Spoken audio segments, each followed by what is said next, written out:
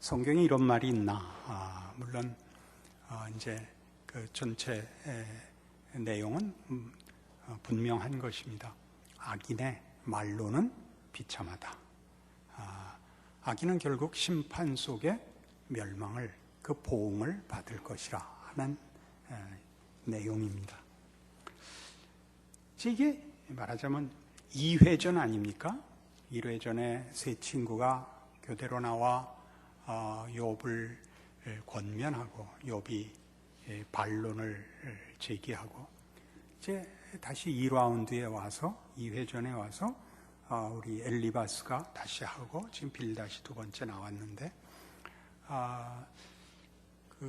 자주 보는 성경이 아니라서 별로 이렇게 분명하게 기억들을 이제 못 하실 경우가 많은데, 내용에서의 진전이 없습니다. 같은 내용, 인과응보라는 같은 내용을 이제 1회 전에서는 자세하게, 2회 전에서는 더 강하게, 3회 전에서는 더 강하게, 이렇게 강도가 높아지고 내용은 더 분명하고 간단해집니다. 그리고 더 강력해집니다. 뭐가 강력하냐 하면, 이 논리 안에서 해답이 되지 않는다면 내 잘못이다 하는 것으로, 그러니까 처음에는 설득으로 시작했지만 욥이 응하지 않자 이제 2회 전에서부터는 이제 경고가 강해지는, 언성이 높아지는. 그래서 지금 우리 이 18장도 전부 보면 말하자면 말 안 듣는 사람은, 악인은, 하나님 앞에 항복하지 않는 사람은 이라는 대전제 아래 이제 자꾸 그런 사람은 망한다, 그의 처소도 흔적도 없어진다, 후손도 없다, 모든 사람이 보고 놀란다, 이런 얘기들로 그 받을 재앙과 보응에 대한 무시무시한 경고들로 반복되고 있습니다. 이 주장들이, 우리는 이제 현장 중계를 보는 것이 아니라 결론을 알고 보는 것 아닙니까? 결론에서 하나님이 그 세 친구가 틀렸고 욥이 옳았다라고 나온다는 것을 늘 염두에 두고 이걸 봐야 되는 겁니다. 그게 우리의 후손된, 뒤에 태어난 사람들의 복이죠. 그렇다면 뭘 잘못했기 때문인가? 우리는 지난주에 욥의 대답 속에서 그 무시무시한 이해를 했었습니다. 이 세 친구의 주장은 다 옳음에도 불구하고 그들이 하나님의 일하심에 더 깊은, 더 큰 길을 자기네들이 이해하는 자기식의 논리로 자꾸 막아서고 있다는 데서 잘못됩니다. 우리는 그것이 마태복음 16장에 예수님께서 당신의 정체성을 제자들에게 묻고 주는 그리스도시요 살아계신 하나님의 아들이십니다라는 고백을 받으시고 축복하시고 교회를 약속하시고, 그리고 죽으심을 얘기하여 베드로가 주여 그리 마옵소서, 이 일이 결단코 주께 미치지 못하리이다, 사단아 물러가라, 이렇게 연결됐던 것을 욥기에 함께 나란히 놓고 비교를 했습니다. 그 이야기죠. 친구들이 옳은 말을 하는데 하나님이 인과응보라는 우리가 이해하는 이해의 범위보다 더 가는 것을 막는다는 차원에서 그들이 틀리는 것입니다. 우리가 잘 알듯이 이 세 친구의 말들 중에 틀린 것은 없습니다. 틀리지 않았지만 그 한계에서, 영역에서, 그 차원에서 틀립니다. 우리가 알고 우리가 경험하고 분명한 것 속에 붙잡혀 있지 않은 하나님, 이해할 수 없는 길까지 우리를 밀어 넣으시는 하나님. 그게 욥이 지금 겪고 있는 것입니다. 욥이 세 친구의 답에 대해서, 그 권면에 대해서 늘 이 답을 하죠. 나도 안다. 나도 안다. 근데 내가 지금 걷는 길은 내가 보도 듣도 못한 것이요, 이해할 수 없는 것이라. 이 답은 하나님이 주시지 않는 한 세상에서 답을 찾을 수가 없다 라고 깜깜한 길을 간다는 사실입니다. 그래서 우리가 이제 이 시점에서 무슨 확인을 하느냐 하면, 옳다는 말에 대해서 놀라운 기독교적 이해를 해야 됩니다. 세 친구는 욥을 항복시키기 위하여 그들의 권면의 정당성을 자신들이 알고 있는 신앙상의 어떤 질서와 어떤 그 분별로 제시하고 있는데, 그것이 답이 다 되지 않는다는 사실이죠. 우리 늘 기독교 신앙과 세상적 윤리라는 것의 가장 큰 경계선이, 옳고 그른 것에서 세상과 교회의 차이는 거의 없습니다.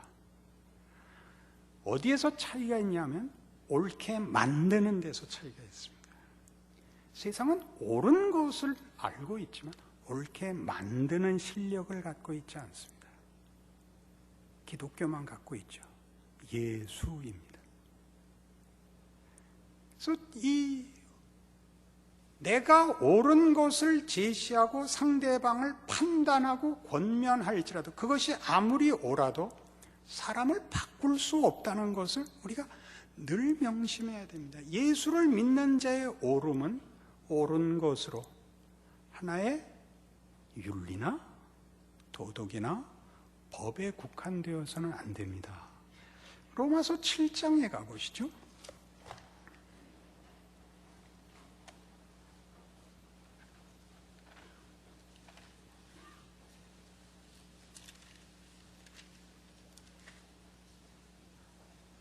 로마서 7장 14절, 그 유명한 본문입니다. 잘 오늘 이해하시기 바랍니다. 로마서 7장 14절, 우리가 율법은 신령한 줄 알거니와 나는 육신에 속하여 죄 아래 팔렸도다. 내가 행하는 것을 내가 알지 못하노니 곧 내가 원하는 것은 행하지 아니하고 도리어 미워하는 것을 행함이라. 만일 내가 원하지 아니하는 그것을 행하면 내가 이로써 율법이 선한 것을 시인하노니 이제는 그것을 행하는 자가 내가 아니요 내 속에 거하는 죄니라. 내 속 곧 내 육신에 선한 것이 거하지 아니하는 줄 아노니 원함은 내게 있으나 선을 행하는 것은 없노라. 내가 원하는 바 선을 행하지 아니하고 도리어 원하지 아니하는 바 악을 행하는도다. 만일 내가 원하지 아니하는 그것을 하면 이를 행하는 자는 내가 아니요 내 속에 거하는 죄니라. 이거 많이 오해하는 겁니다. 내 속에 선과 악이 두 개 있어서 늘 엎치락 뒤치락 하는데 늘 악이 이긴다, 그렇게 생각을 하는 것이 아닙니다. 여기서 얘기하는 것은 선악을 분별하는 지식은 있으나 선을 행할 능력은 없는 겁니다. 지식이 곧 능력이 되지는 않습니다. 전 전기공학을 했습니다. 그런데 형광등이 나가면 어떻게 해야 되는지는 모릅니다. 그 무서운 현실이죠. 그 말 이해하시겠죠? 제 아내가 저한테, 아니 전기공학을 했는데 어떻게 형광등 하나 못 고치는가? 그럼 제가 그러죠. 전기공학은 발전소를 세우는데요. 그렇죠. 이게 굉장히 어렵습니다.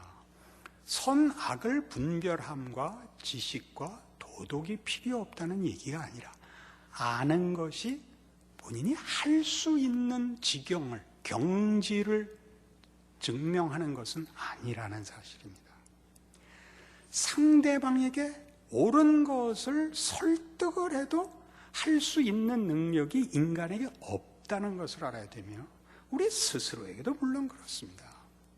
이 모든 일에 은혜가 필요합니다. 기독교 신앙인이 된다는 것은 오를 뿐만 아니라 오를 수 있는 힘을 갖고 있는 것인데, 하나님이 예수 안에서 성령 하나님의 임재로서만 허락되는 하나님 통치 아래에서만 일어나는 특별한 특권인 것입니다. 그게 이 얘기입니다.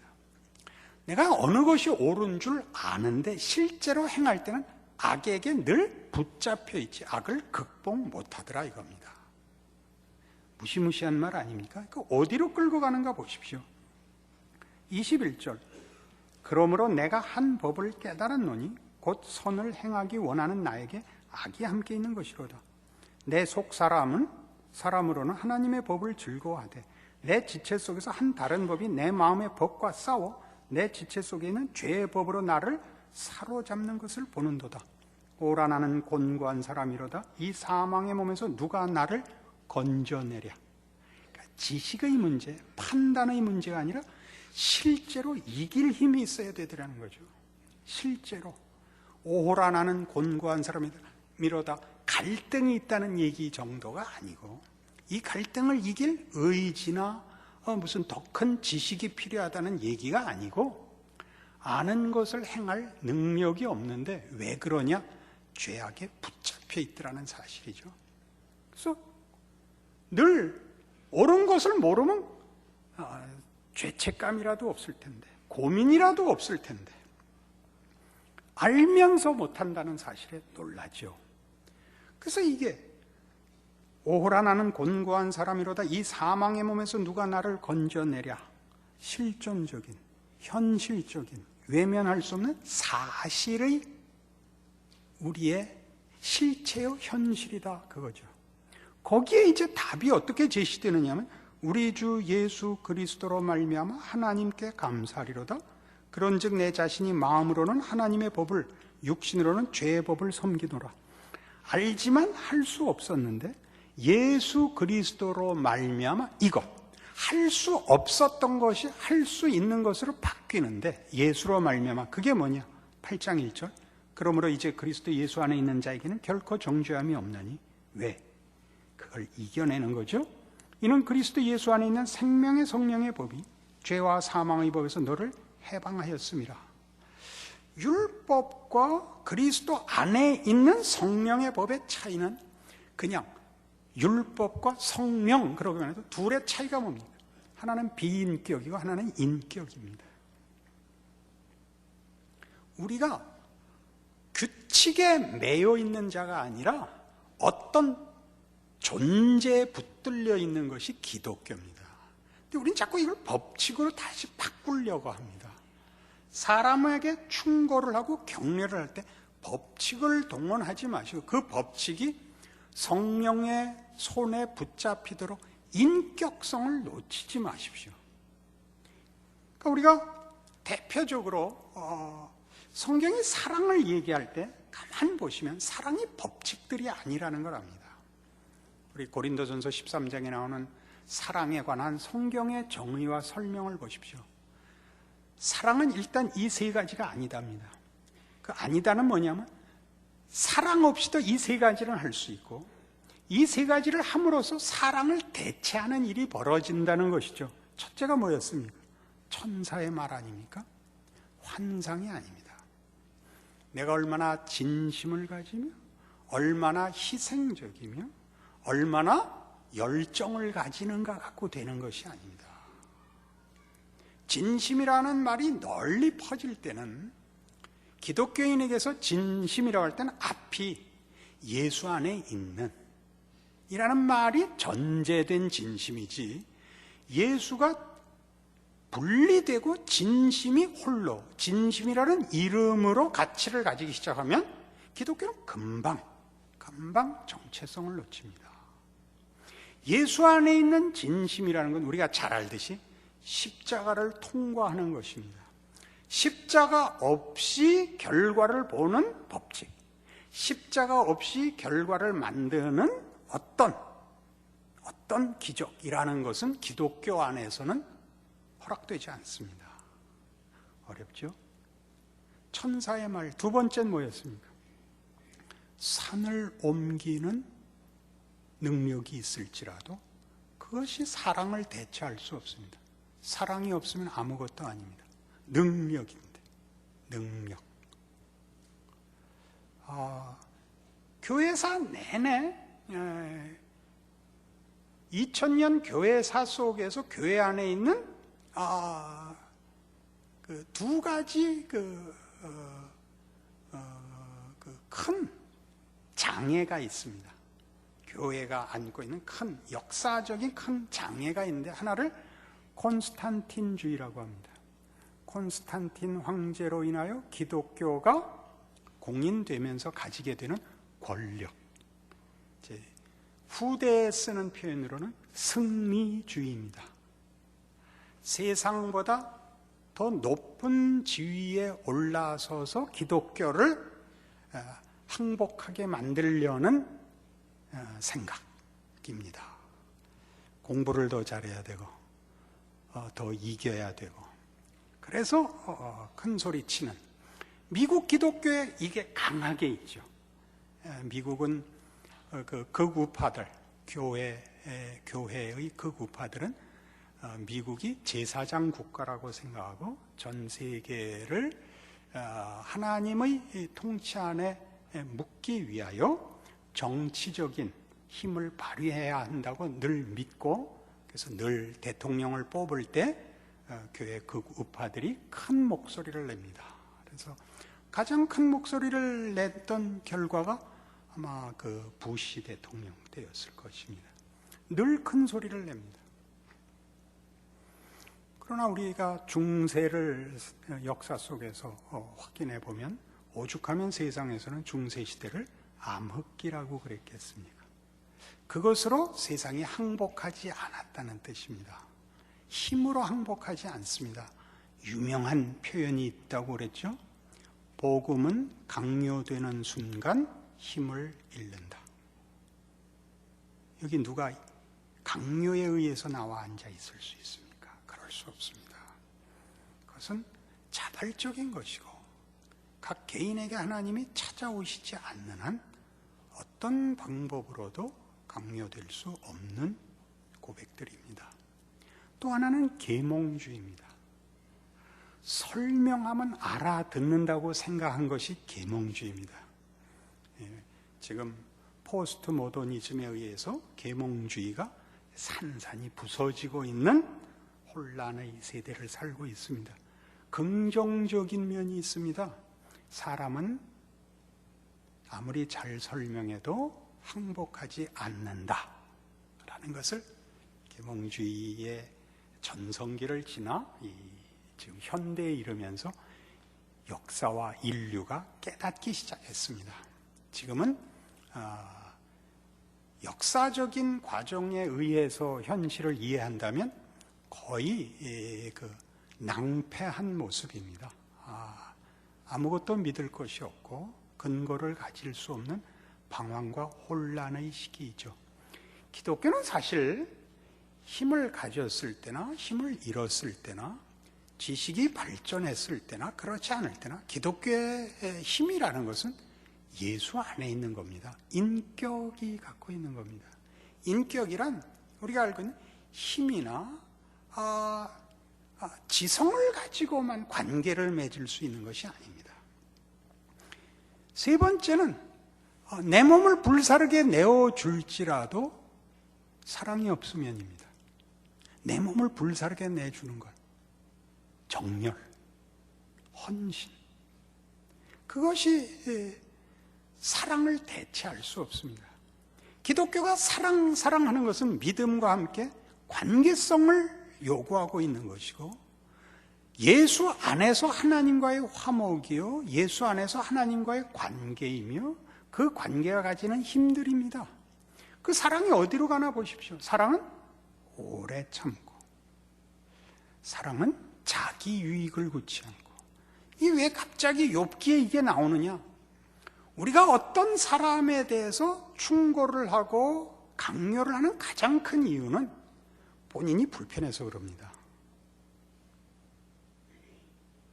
가뜩이나 불안한데 옆에서 울면 문제는 해결할 수 없고, 울면 우는 사람 입을 막는 수밖에 없는 겁니다. 그러니까 우리가 자신이 없는 거죠. 그러니까 오래 참는다, 자기 유익을 구치 않는다, 성내지 않는다, 무례히 행치 않는다. 끝이 뭐로 가죠? 사랑의 결론이 모든 것을 믿고 바라고 견디고, 이 모든 표현들을 보십시오. 예수 안에 있다는 것이 무엇인지 기다리셔야 됩니다. 하나님밖에 할 수 없는 일입니다. 물론 이거 하나로 다 갈 수는 없습니다. 우리가 중요한 뼈대를 놓치고 피와 살로만 갈 수는 없습니다. 그러나 이 뼈대에 이 살을 붙이고 이 살에 피가 흘러야 됩니다. 그러니까 욥기는 중요한 책이죠.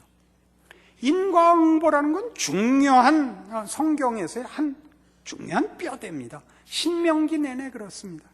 하나님께 순종하고 복종하면 나가도 복을 받고 들어와도 복을 받고, 하나님을 배반하면 나가도 저주를 받고 들어와도 저주를 받고입니다.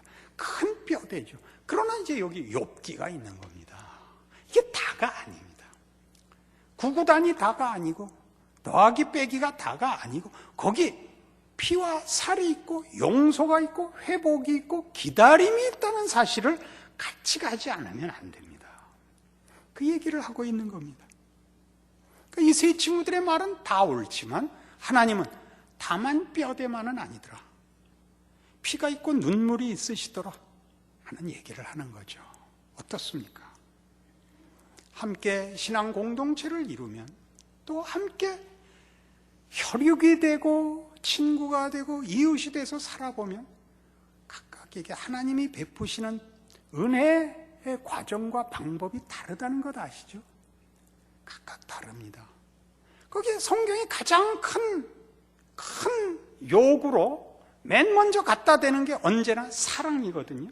사랑이란 그냥 서로 진심을 꺼내놓으면 아무 장애 없이 서로 흔쾌해지고 기뻐지는 그런 게 아닙니다.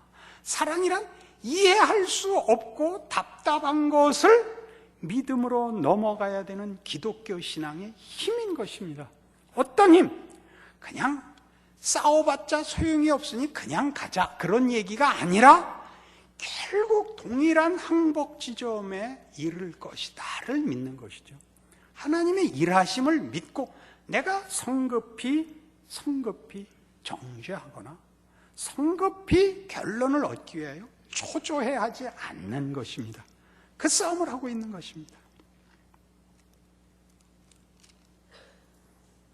이 욥기 18장에서 이런 표현들이 지금 여러 번 오늘 그 빌닷에 의해서 강조되고 있는 것 한번 다시 확인해 보시기 바랍니다.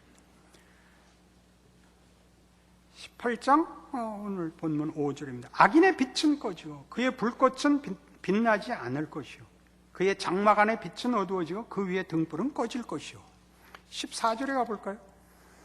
그가 의지하던 것들이 장막에서 뽑히며 그는 공포의 왕에게로 잡혀가고 그에 속하지 않은 자 그의 장막에 거하리니 유황이 그의 처소에 뿌려질 것이며. 17절, 그를 기념함이 땅에서 사라지고 거리에서는 그의 이름이 전해지지 않을 것이며 그는 광명으로부터 흑암으로 쫓겨 들어가며 세상에서 쫓겨날 것이며. 그게 뭐예요?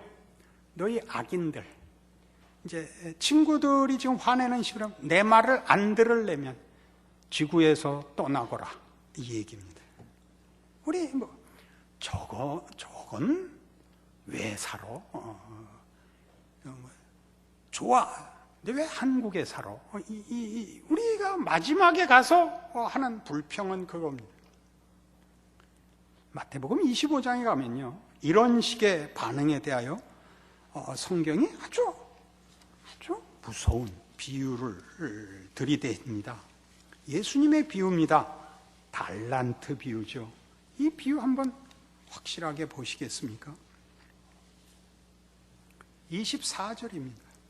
한 달란트 받았던 자는 와서 이르되 주인이여 당신은 굳은 사람이라 심지 않은 데서 거두고 해치지 않은 데서 모으는 줄을 내가 알았으므로 두려워하여 나가서 당신의 달란트를 땅에 감추어 두었었나이다.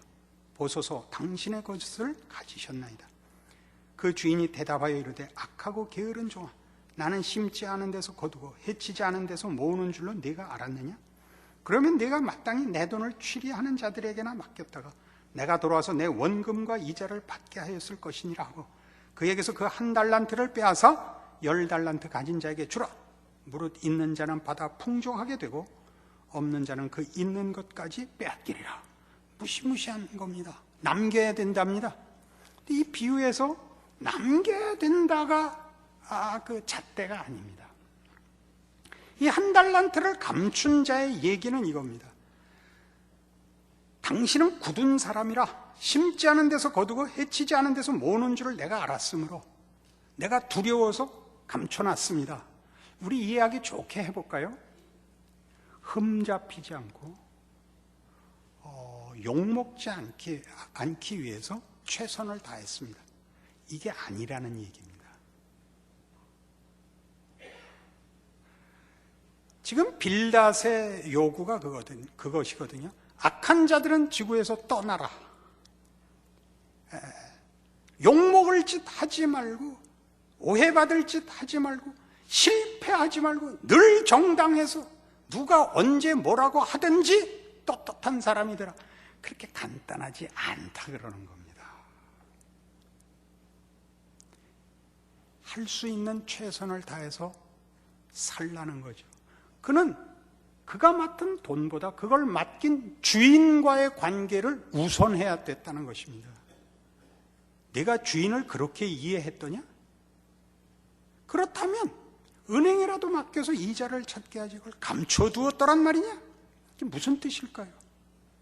나는 너를 믿었거늘 너는 나와의 관계는 아무것도 아니고 나한테 욕 안 먹으려고 맡긴 거 감추었다 꺼내서 내놓은 것으로 네 책임을 다했다고 나와의 관계를 그렇게밖에는 이해를 못하고 있단 말이냐? 너는 나와 아무런 관계가 없는 자로다. 이렇게 되는 거죠. 그러니까 있는 자는 더 받는다는 게 무슨 뜻일까요? 하나님과의 관계성을 예수 안에서 이해하라는 것입니다. 걱정하지 마십시오. 우리의 인생 속에 언제나 어떻게 칭찬을 받고 항복을 받겠습니까? 실수하죠. 아는데 안 되죠. 오죽하면 작심삼일이라는 말이 나왔겠습니까? 오죽하면 그런 노래까지 있겠습니까? 무슨 노래요? 과거를 묻지 마세요. 절에 출가를 해서 오면 절에서 가지는 첫 번째 불문율이 과거를 묻지 않는답니다. 어디에서도 그럴까요? 수녀원에서도 그런답니다. 과거를 묻지 않는답니다. 우리는 사실 가장 깊게 세상에 할 수 없는 데까지 부름을 받고 있는 겁니다. 우리의 상처, 우리의 자책, 오호라 나는 곤고한 사람이로다 이 사망의 몸에서 누가 나를 건져내랴를 그러므로 예수 그리스도로 인하여 하나님 아버지께 감사하노라. 내 마음으로는 하나님의 법을, 그러나 내 몸으로는 악을 섬기고 있노라. 그 갈등과 그 실패 속에서 감사가 터지는 겁니다. 그 실패 속에서 아무 흠이 없고 아무 욕을 안 먹는 것으로 주로 들어가면 우리는 실존이 될 수가 없고 삶을 사는 자가 아니고 욕 안 먹기에 급급한 땅에 파묻힌 1달란트에 불과해집니다.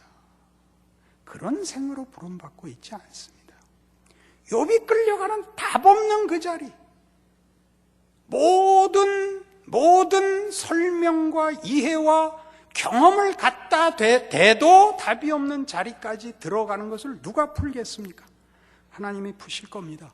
어디로 끌고 갔죠? 그 전보다 배나 받는 축복으로 갔다 그럽니다. 걱정하지 마십시오. 기독교 신앙입니다. 욥기가 가진 무시무시한 메시지입니다. 하나님은 굉장하시구나. 지난주에 했습니다.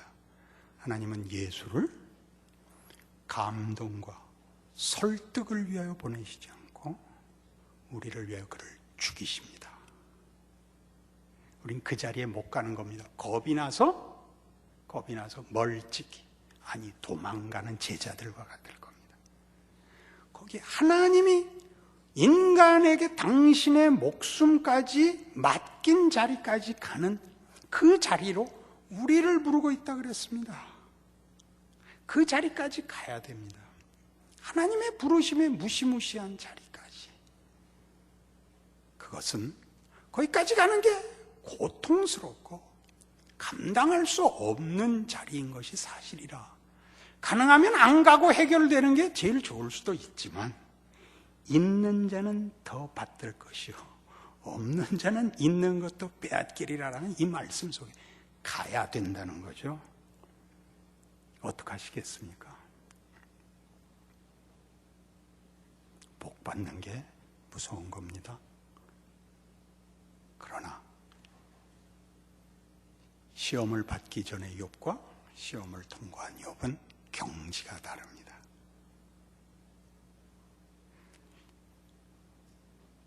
그의 딸들은 전국에서 최고의 미인이 됐답니다. 그거 괜찮은 복 아닙니까? 어떻습니까? 여러분이 원하느냐 원치 않느냐의 문제가 아닙니다. 예수를 믿는다는 말이 가지는 무시무시한 경지입니다. 그러니 순종하시고 각오하시고 기도하십시오. 여러분의 인생을 대강 살 생각일랑 빨리 걷어치우시고 사랑이 가지는 무시무시한 과정을 통과하셔서 사랑의 기쁨을, 충만을, 영광을 함께 나누는 자리까지 오시는 여러분들 되시기 바랍니다. 기도하십시다. 하나님 아버지, 우리 모든 인간이 원치 않는 자리입니다. 우리는 사랑을 원치 않습니다. 우리는 안전을 원합니다. 그리고 명예를 원합니다. 하나님은 우리를 고통과 오해와 모욕과 그리고 실패로 인도하시는 듯이 보입니다. 우리를 죽음의 자리로 끌고 들어가서 부활로 가는 길이 그것뿐임을 우리에게 요구하고 있습니다. 우리 다 알고 있으나 겁내는 자리입니다.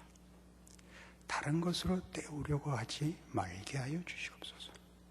당연히 우리가 선행을 또 윤리를 책임을 지켜야 하지만 그것으로 짐짓 우리를 기만하고 있지 않는가 돌아보게 하시옵소서.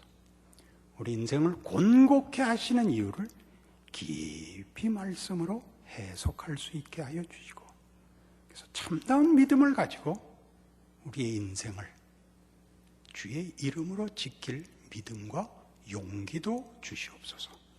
예수님 이름으로 기도합니다.